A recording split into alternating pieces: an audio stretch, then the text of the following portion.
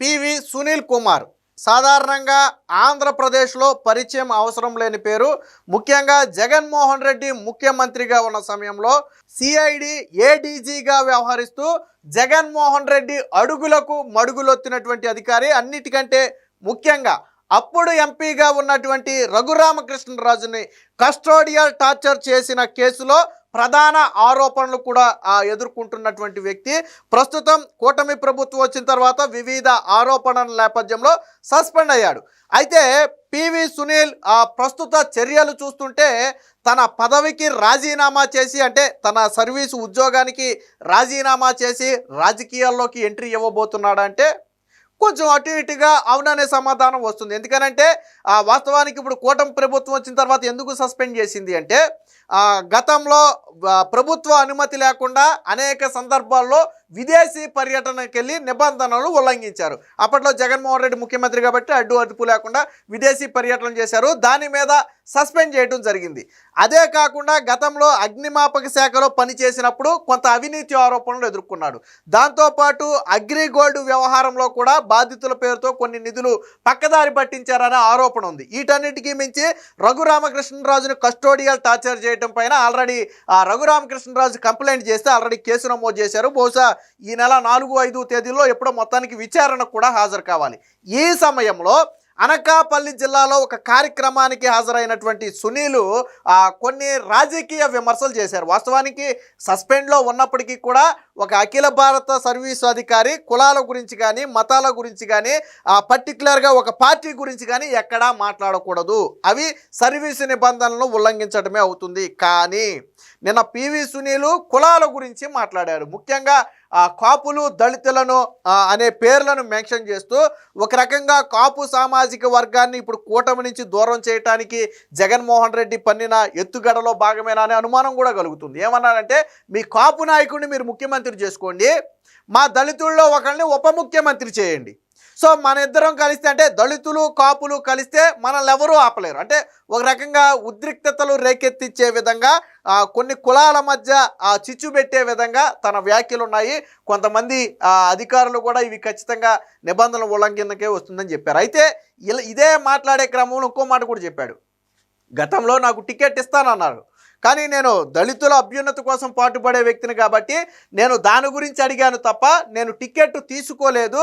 తీసుకునే ఉద్దేశం ఉంటే అప్పుడే తీసుకునేవాడిని అని ఒక వ్యాఖ్య చేశారు. అంటే వీటన్నిటిని బట్టి అర్థమయ్యేది ఏంటంటే తరువాత కూటమి ప్రభుత్వం తీసుకోబోయే చర్యలను బేస్ చేసుకుని అవసరమైతే తన ఉద్యోగానికి రాజీనామా చేసి వచ్చే ఎన్నికల్లో వైసీపీ నుంచి పోటీకి సిద్ధమవుతున్నాడంటే ఎస్, అవుననే సమాధానం వస్తుంది. అయితే కూటమి ప్రభుత్వం ఎలాంటి చర్యలు తీసుకుంటుంది అనేది వేచి చూసి ఆ తరువాత ఆ నిర్ణయం తీసుకోవాలని చెప్పి పివి సునీల్ ఆలోచిస్తున్నట్టుగైతే తెలుస్తుంది. ఒకవేళ ఇప్పుడు మనం చెప్పినటువంటి ఏ ఆరోపణల మీద అయినా సరే కూటమి ప్రభుత్వం కఠిన చర్యలు తీసుకునే పరిస్థితే వస్తే, ఎందుకంటే ఇక ఎట్టి పరిస్థితుల్లో తను ఇక ఉద్యోగంలో చేరే అవకాశం ఉండదు. సర్వీస్ ఎంత ఉందో తెలియదు, కానీ ఈ కూటమి ప్రభుత్వం ఉన్నంతకాలం ఉద్యోగంలో చేరే అవకాశమే ఉండదు.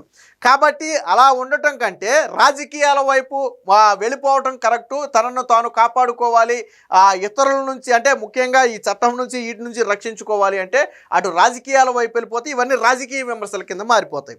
వాళ్ళు కూడా ఏంటంటే ఒక దళిత ఐపీఎస్ అధికారిని ఇబ్బంది పెట్టారని వైసీపీ ప్రచారం చేసుకోవచ్చు. సో ఓకే, అదే రకంగా ఇబ్బంది పడిన దళిత వ్యక్తిని మా పార్టీలో చేర్చుకుని టికెట్ ఇచ్చామని ప్రచారం చేసుకోవచ్చు.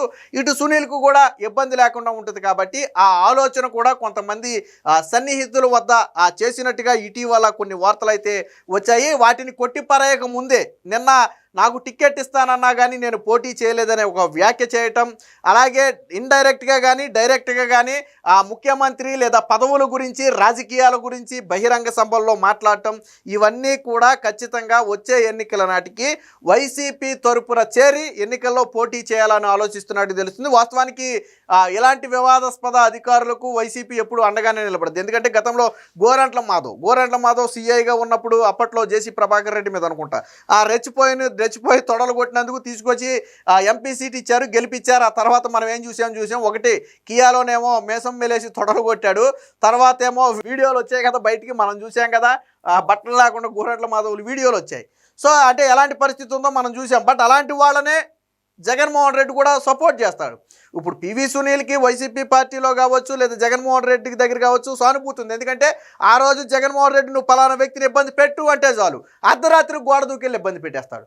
నువ్వు పలానా వ్యక్తి జోలికి వెళ్ళొద్దు అంటే ససేమిరా వాళ్ళ జోలికి వెళ్ళడు. ఎందుకంటే గతంలో హైకోర్టు సుప్రీంకోర్టు న్యాయమూర్తుల మీద వైసీపీ కార్యకర్తలు అత్యంత దారుణమైన వ్యాఖ్యలు చేస్తే దాన్ని హైకోర్టు సీరియస్గా తీసుకుని వాళ్ళందరి మీద చర్యలు తీసుకోమంటే వాళ్ళు ఎక్కడున్నారో మాకు తెలియదని చెప్పాడు. సిఐడి కోర్టులో ఇచ్చిన సమాధానం ఏంటో తెలుసా? వాళ్ళ ట్రేస్ అవ్వట్లేదు, వాళ్ళ అడ్రస్సులు ట్రేస్ అవ్వట్లేదు, ఎక్కడున్నారో మాకు తెలియదని చెప్పారు. చెప్తే అప్పుడు హైకోర్టుకి అర్థమైంది మీరు కలిసి డ్రామాలు ఆడుతున్నారో, ఉండండి మీ సంగతి ఇలా కాదని దాన్ని సిబిఐకి ఇస్తే 18 మందిని ముక్కుబిండి విదేశాల్లో ఉన్న వాళ్ళని సైతం తీసుకొచ్చి బొక్కలో వేసింది. స్టిల్ ఈ రోజుకి ఆ కేసుల చుట్టూ ఇంకా తిరుగుతున్నారు వాళ్ళు. అంటే కావాలంటే అర్ధరాత్రి కొల్లు రవీంద్ర లాంటి వాళ్ళు అర్ధరాత్రులు గోడలు దూకెళ్ళి తలుపులు బద్దలు కొట్టి అరెస్ట్ చేస్తారు. వద్దనుకుంటే వాళ్ళ జోలికి పోరు. ఆ రకంగా ఆ వైసీపీ కార్యకర్తలకు కావచ్చు, జగన్మోహన్ రెడ్డి కావచ్చు అత్యంత విధేయుడిగా ముద్రపడింది. కాబట్టి ఆ పార్టీలో ఇతనికంటూ కొద్ది సానుభూతి ఉంది. సరే ప్రజల్లో ఎలా ఉందనేది పక్కన పెడితే ఆ పార్టీలో సానుభూతి ఉంది. కాబట్టి దాన్ని రాజకీయ అవకాశంగా మలుచుకోవాలని ప్రయత్నం చేస్తున్నట్టుగా తెలుస్తుంది. జగన్మోహన్ రెడ్డికి కూడా ఇది కలిసి వచ్చే అంశంగా మారుతుంది. కాబట్టి జగన్మోహన్ రెడ్డి కూడా చేరదీస్తాడు అనే నమ్మకంతో అయితే ఉన్నట్టుగా తెలుస్తుంది. ఎందుకంటే నేను చెప్పినట్టుగా జగన్మోహన్ రెడ్డి దగ్గర కొంత మనోడి మీద కొంత సాఫ్ట్ కార్నర్ ఉంది. అలాగే వైసీపీ కార్యకర్తల్లో కూడా ఆ రోజుల్లో పాపం టీడీపీని బాగా ఇబ్బంది పెట్టాడు కోవలో వాళ్ళకు కూడా కొంత సాఫ్ట్ కార్నర్ ఉంది. కాబట్టి ఆ రకంగా తీసుకునే ప్రయత్నం జరుగుతుంది. అయితే నిన్న కొన్ని వ్యాఖ్యలు చేశాడు. ఆ వ్యాఖ్యలు ఏంటి అనేది ఒకసారి చూద్దాం. మీ కాపు నాయకుడిని ముఖ్యమంత్రి చేసుకోండి, మా దళిత నేతల్లో ఒకరిని ఉప ముఖ్యమంత్రి చేయండి, నాకు టికెట్ ఇచ్చిన దళిత వాడ కోసం వదులుకున్న ఐపీఎస్ అధికారి సునీల్ కుమార్ వివాదాస్పద వ్యాఖ్యలు. అఖిల భారత సర్వీసు అధికారిగా ఉంటూ రాజకీయ నాయకుడి తరహాలో ప్రకటనలు. అందుకనే చెప్పింది ఈ వ్యాఖ్యలు అయిన తర్వాత ఒక రకంగా కాపు సామాజిక వర్గాన్ని ఇప్పుడు కూటమి నుంచి దూరం చేస్తే, పవన్ కళ్యాణ్ సామాజిక వర్గాన్ని కూటమి నుంచి దూరం చేస్తే వచ్చే ఎన్నికల్లో కూటమి గెలవడం కష్టంగా మారుతుందనేది జగన్మోహన్ రెడ్డి ఎత్తికాడు. ఎందుకంటే జగన్మోహన్ రెడ్డి ఒకటి ఫిక్స్ అయిపోయాడు, వచ్చే ఎన్నికల్లో కూడా వీళ్ళు కలిసి వెళ్తారు, అందులో నో డౌట్. వాళ్ళని విడదీయటం అనేది జరగదు. ఎందుకంటే ఎన్నికలకు 2 ఏళ్ల ముందు నుంచి ప్రయత్నం చేస్తున్నాడు, ఎన్నికల తర్వాత 2 ఏళ్ళు ప్రయత్నం చేశాడు. బట్ అది సాధ్యమయ్యే విషయం కాదు. పదే పవన్ కళ్యాణ్ కావచ్చు, చంద్రబాబు గారు కావచ్చు, ఇంకొక 2-3 దఫాలు మేము కలిసే ముందుకెళ్తామని చెప్పి స్వయంగా ఇద్దరు కూడా ప్రకటన చేస్తున్నారు. కాబట్టి జగన్మోహన్ రెడ్డి స్ట్రాటజీ ఏంటంటే పవన్ కళ్యాణ్ బయటకు రాడు కాబట్టి ఆ సామాజిక వర్గాన్ని ఏదో ఒక విధంగా దూరం చేయాలి. కాబట్టి ఏం చేయాలి? ఇలాంటి వ్యక్తులతో దీని గురించి మాట్లాడించాలి. అందులో భాగమే ఇది అనేది ఇప్పుడు రాజకీయ విశ్లేషకులు భావిస్తున్నారు. రాష్ట్ర ప్రభుత్వ అనుమతి లేకుండా పదే విదేశీ పర్యటనలకు వెళ్లారనే అభియోగంపై సస్పెన్షన్కు గురైన శాసనసభ ఉపసభాపతి రఘురామకృష్ణరాజును వైకాపా హయాంలో సిఐడి కస్టడీలో అంతమొందించేందుకు యత్నించాడనే కేసులో ప్రధాన నిందితుడిగా ఉన్న సీనియర్ ఐపీఎస్ అధికారి పివి సునీల్ కుమార్ రాజకీయ పరమైన వివాదాస్పద వ్యాఖ్యలు ప్రకటనతో మరోసారి వార్తలోకి ఎక్కారు. అనకాపల్లి జిల్లా చోడవరం మండలం గాంధీ గ్రామంలో ఆదివారం జరిగిన డాక్టర్ బిఆర్ అంబేద్కర్ విగ్రహావిష్కరణ సభలో ఆయన చేసిన వ్యాఖ్యలు అఖిల భారత సర్వీసు నియమావళి ఉల్లంఘనేనని విశ్రాంత ఐఏఎస్ అధికారులు అభిప్రాయపడుతున్నారు. ఏమన్నాడో చూడండి. మీ కాపు నాయకుడిని మీరు ముఖ్యమంత్రిని చేసుకోండి, మా దళిత నాయకుడిని ఉప ముఖ్యమంత్రిని చేయండి, మా హర్ష కుమారు, మా విజయ్ కుమారు, మా జడా శ్రవణ్ కుమారులలో ఒకరిని ఉప ముఖ్యమంత్రిని చేయండి. 2 ఏళ్లలో దిగిపోయే ఉప ముఖ్యమంత్రి కాదు, 5 ఏళ్లు ఉండే పదవి కావాలి అని సునీల్ పేర్కొన్నారు. రాష్ట్రంలో ప్రధానమైన అత్యధిక జనాభా ఉన్న, అధికారం కోసం ప్రయత్నిస్తున్న, అందులో చాలా వరకు విజయం సాధించిన కులం సామాజిక వర్గం వారు మనలో కలిస్తే మన బలం రెట్టింపు అవుతుంది. మన డిమాండ్కు సహకరించాలని కాపు సోదరులను కోరండి, అందరిని కలుపుకుని పోయి అందరికీ మన ఎజెండా ఏంటో తెలియజేయండి అంటే క్లియర్ కట్ పొలిటికల్ ఎజెండాతో చేసినటువంటి వ్యాఖ్యలు. ఇదేదో మాట్లాడే క్రమంలో తడబడి ఒక మాట మాట్లాడటమో లేదా అన్ఎక్స్పెక్టెడ్గా వచ్చిన వ్యాఖ్య కాదు. క్లియర్ కట్ పొలిటికల్ ఎజెండాతో మాట్లాడు ఒక రాజకీయ నాయకుడు ఎలా అయితే మాట్లాడతాడో అదే విధంగా మాట్లాడాడు. అంటే ఇంటెన్షన్ క్లియర్. ఖచ్చితంగా కూటమి ప్రభుత్వం ఇబ్బంది పెడితే బయటకు వెళ్ళటం, వచ్చే ఎన్నికల్లో వైసీపీ పార్టీ నుంచి పోటీ చేయడం ఖాయం. అది ఎమ్మెల్యేగా పోటీ చేస్తాడా, ఎంపీగా పోటీ చేస్తాడా, లేదా ఏదన్నా రాజ్యసభ లాంటిది ఏమన్నా ఇచ్చి పంపుతారా అన్నీ వేరే విషయం. బట్ ఎన్నికల్లో పోటీ చేయాలని దృఢ సంకల్పంతో ఉన్నాడు. అందుకనే గతంలో నాకు సీట్ ఇచ్చిన నేను తీసుకోలేదు అనే వ్యాఖ్యను కూడా ఇక్కడ ఎందుకు బయటకు తీసుకొచ్చాడు అంటే నాకు ఆల్రెడీ ఆఫర్లు వచ్చినాయి, నన్ను రమ్మన్నారు, కానీ నేను మీకోసం వెళ్ళాల అని దళితులందరినీ కూడా తన వైపు తిప్పుకునే ప్రయత్నం అయితే ఇక్కడ పివి సునీల్ చేసినట్టుగా తెలుస్తుంది. మీరు దళితవాడ పంచాయతీకి మద్దతుగా నిలిస్తే మేము మీకు మద్దతు ఇస్తామని వారితో చెప్పండి అన్నారు. ఆయన ప్రసంగం వీడియో సోమవారం వెలుగులోకి అయితే వచ్చింది. నాకు ఎన్నికల్లో టికెట్ ఇస్తే కూడా వద్దని చెప్పి దళితవాడను పంచాయతీగా చేయాలని అడిగాను. నేను టికెట్ వదులుకుంటే చేస్తామని హామీ లభించిందని చెప్పి తన గురించి తాను ఒక రకంగా సెల్ఫ్ డబ్బా అంటాం కదా, అలా సెల్ఫ్ డబ్బా కొట్టుకునే ప్రయత్నం చేశాడు. అయితే ఈ వ్యాఖ్యల్ని రఘురామకృష్ణరాజు అయితే కేంద్రానికి ఫిర్యాదు చేశారు. అఖిల భారత సర్వీసు నిబంధనలకు విరుద్ధంగా ఇలాంటి వ్యాఖ్యలు చేసినటువంటి పివి సునీల్ని వెంటనే సర్వీస్ నుంచి రిమూవ్ చేయాలని చెప్పి రఘురామకృష్ణరాజు డిమాండ్ చేస్తూ కేంద్రానికి కూడా ఫిర్యాదు చేయడం జరిగింది. వాస్తవానికి ఇదే రఘురామకృష్ణరాజు పెట్టినటువంటి కేసులో ఈ నెల 4వ తేదీన విచారణకు హాజరు కావాలి. ఎందుకంటే గతంలో కస్టోడియల్ టార్చర్ చేయడమే కాకుండా నన్ను చంపాలని ప్రయత్నం చేశాడనే కోణంలో రఘురామకృష్ణరాజు కేసు అయితే పెట్టారు. దాని మీద ఆల్రెడీ నమోదైంది.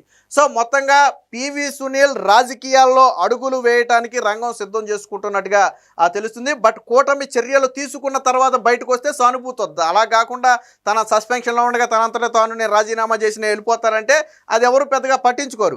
బట్ కూటమి ఏదైనా యాక్షన్ తీసుకుంటే అది ఇప్పుడు మనం చెప్పుకున్నట్టుగా విదేశీ పర్యటనల నేపథ్యంలో కావచ్చు, లేదా అగ్రిగోల్డ్కి సంబంధించి జరిగినటువంటి స్కాముకు కావచ్చు, లేదా అగ్నిమాపక శాఖలో పనిచేసినప్పుడు చేసినటువంటి స్కామ్కు సంబంధించి కావచ్చు, లేదా ఇప్పుడు రఘురామకృష్ణరాజు పెట్టిన కేసుకు సంబంధించి కావచ్చు, ఇందులో దేని మీదైనా చర్యలు తీసుకుంటే దాన్ని వంకగా చూపి ఒక నిజాయితీపరుడైన ఐపీఎస్ అధికారిని వేధించారు, ఒక దళితుడిని వేధించారని చెప్పి దాన్ని కార్డుగా విక్టిమ్ కార్డుగా వాడి బయటికి వెళ్ళిపోయి జగన్మోహన్ రెడ్డి పంచన చేరే ప్రయత్నం అయితే జరుగుతున్నట్టుగా విశ్లేషకులు భావిస్తున్నారు. ఏది ఏమైనా మొత్తంగా